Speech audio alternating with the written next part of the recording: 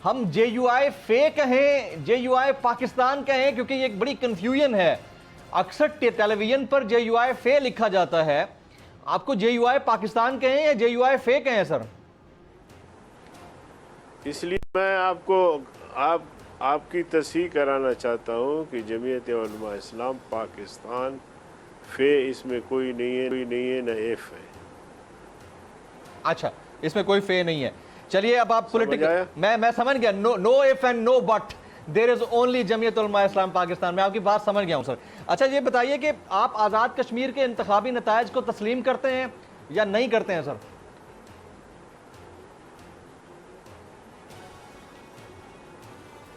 آپ نے شروع ہی آزاد کشمیر سے کیا.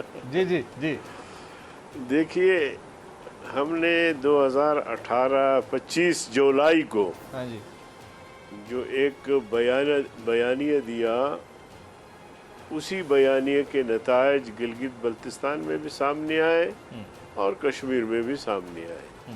تو اس لیے مولانا فضل الرحمان کا جو موقف ہے, میرے قائد کا موقف ہے, وہ حرف بحرف صحیح ثابت ہو رہا ہے. اس لیے ہم سمجھتے ہیں کہ جو کچھ گلگت بلتستان میں اس سے پہلے پاکستان میں ہوا, وہی کچھ کشمیر میں ہوا. تو لہٰذا تمام ساتھیوں نے, یعنی اتحادی جو جماعتیں ہیں جنہوں نے حصہ لیا, وہاں بالخصوص مسلم لیگ نون اور پیپلز پارٹی نے بھی اس الیکشن کو بوگس قرار دیا ہے.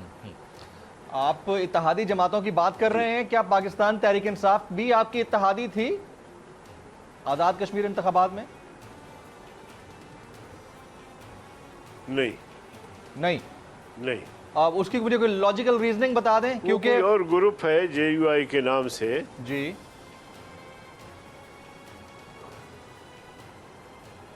جی مولانا صاحب, وہ ایک گروپ تھا جے یو آئی کے نام سے.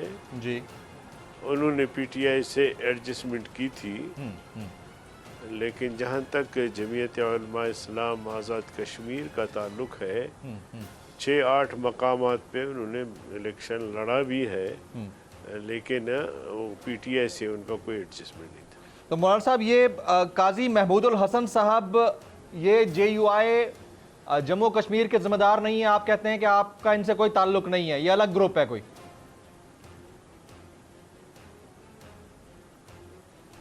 جی جی بالکل. تو یہ جو مولانا سعید یوسف صاحب ہیں, جو آپ کی ترجمانی کرتے ہوئے یہ وہاں پر فرما چکے ہیں, مولانا سعید یوسف صاحب کہ ہمارا قاضی محمود الحسن صاحب سے کوئی تعلق نہیں ہے, ان کا تعلق تو آپ سے ہے نا سر, مولانا سعید یوسف صاحب کا؟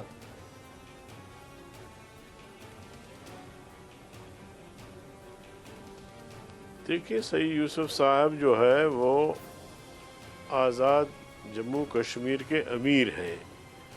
البتہ یہ ہے کہ ان کی اپنی پالیسیاں ہیں کشمیر کی حد تک, اور وہ اپنے فیصلے خود کرتے ہیں. کبھی ہم ان کے فیصلوں میں دخیل نہیں رہے. وہ کبھی ان کی جو رکن سازی ہوتی ہے وہ ہم سے مختلف ہے.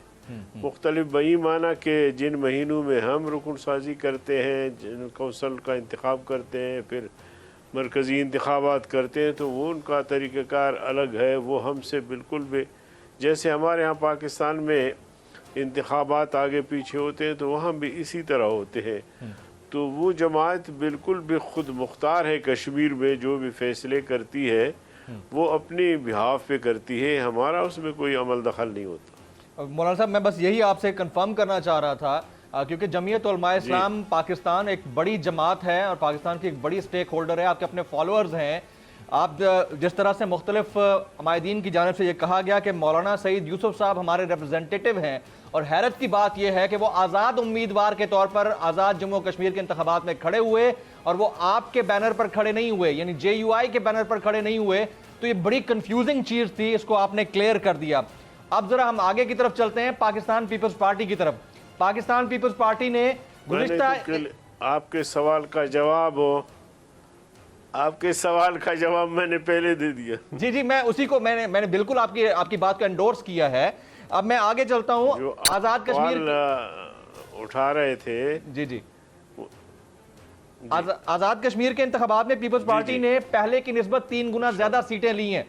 آپ کو لگتا ہے کہ یہ سیٹیں پاکستان پیپلز پارٹی کی مقبولیت کی وجہ سے ملی ہیں یا پھر یہ کسی این آر او پیکج کا حصہ ہے؟